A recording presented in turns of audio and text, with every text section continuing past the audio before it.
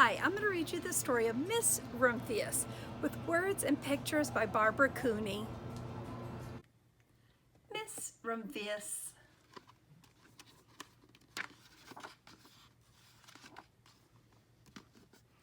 The Lupine Lady lives in a small house overlooking the sea. In between rocks around her house grow blue and purple and rose-colored flowers. The Lupine Lady is little and old, but she has not always been that way. I know, for she is my great aunt, and she told me so. Once upon a time, she was a little girl named Alice, who lived in a city by the sea. From her front stoop, she could see the wharfs and the bristling mass of tall ships. Many years ago, her grandfather had come to America on a large sailing ship.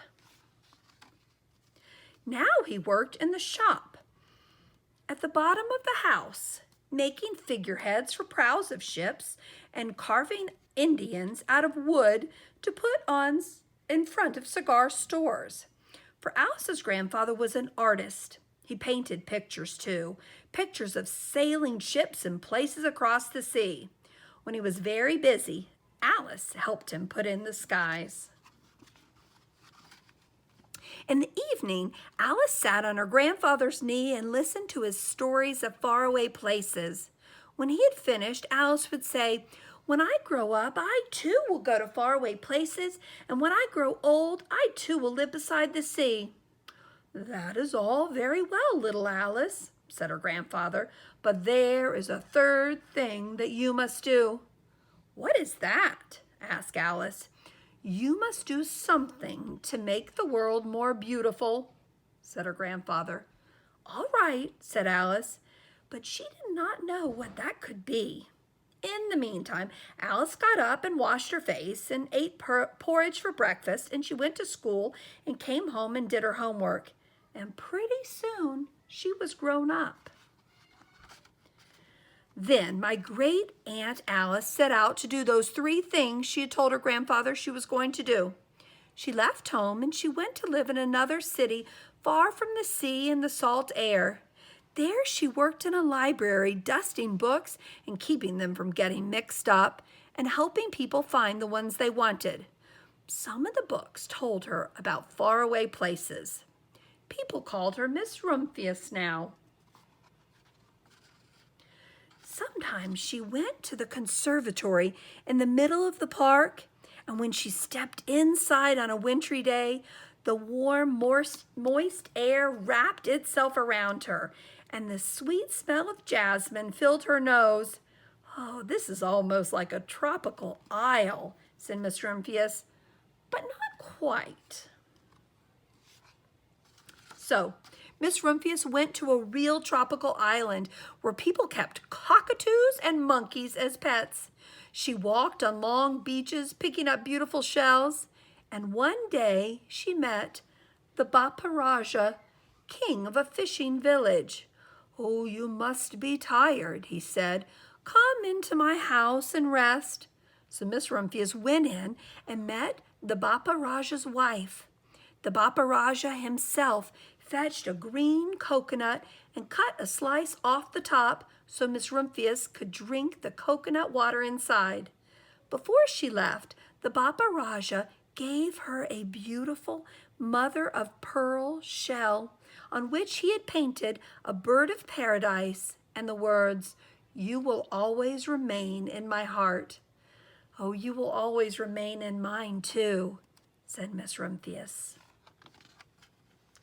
My great aunt, Miss Alice Rumphius, climbed tall mountains where the snow never melted, and she went through jungles and across deserts. She saw lions playing and kangaroos jumping, and everywhere she went, she made friends she would never forget. Then finally she came to the land of lotus eaters, and there, getting off a camel, she hurt her back. "Oh, what a foolish thing to do," said Miss Rumphius. "Well, I have certainly seen far-off places. Maybe now it is time for me to find my place by the sea." And it was, and she did. From the porch of her new house, Miss Rumphius watched the sun come up, and she watched it cross the heavens and sparkle on the water, and she saw it set in glory in the evening. She started a little garden among the rocks that surrounded her house, and she planted a few flower seeds in the stony ground. Miss Rumphius was almost perfectly happy. But there is still one more thing I have to do, she said. I have to make the world more beautiful. But what? The world is already pretty nice, she thought, looking out over the ocean. Now, the next spring, Miss Rumphius was not very well. Her back was bothering her again, and she had to stay in bed most of the time. The flowers she had planted the summer before had come up and blossomed in spite of the stony ground, and she could see them from her bedroom window, blue and purple and rose-colored. Lupines, said Miss Rumphius with satisfaction. I have always loved lupines the best. I wish I could plant more seeds this summer so that I could have still more flowers next year. But she was not able to. After a hard winter, spring came, and Miss Rumphius was feeling much better. Now she could take walks again, and one afternoon she started to go up and over the hill where she had not been in a long time. I don't believe my eyes, she cried when she got to the top, for there, on the other side of the hill, was a large patch of blue and purple and rose-colored lupines. It was the wind, she said as she knelt in delight. It was the wind that brought the seeds from my garden all the way here, and the birds must have helped as well. And then Miss Rumphius had a wonderful idea. She hurried on home, and she got out her seed catalogs, and she sent off to the very best seed house for 5 bushels of lupine seed. All that summer, Miss Rumphius, with her pockets full of seed, wandered over fields and headlands, sowing the lupine seeds. She scattered the seeds along the highway and down the country lanes, and she flung handfuls of them around the schoolhouse and in back of the church. She tossed them into hollows and along stone walls. Her back didn't hurt any more at all, and now some people called her that crazy old lady.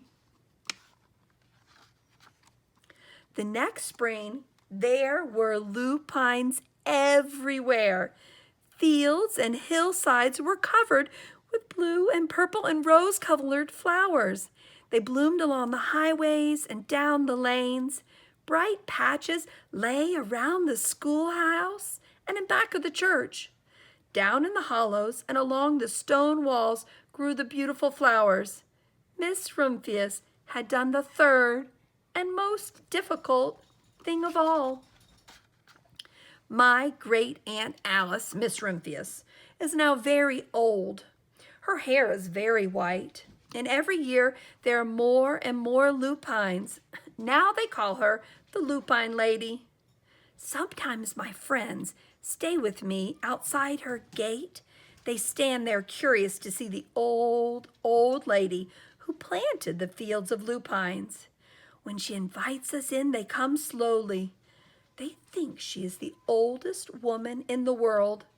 Often she tells us stories of faraway places. When I grow up, I tell her, I too will go to faraway places and come back home to live by the sea. That is all very well, little Alice, says my aunt, but there is a third thing that you must do. What is that? I ask. You must do something to make the world more beautiful. All right, I say. But I do not know yet what that will be.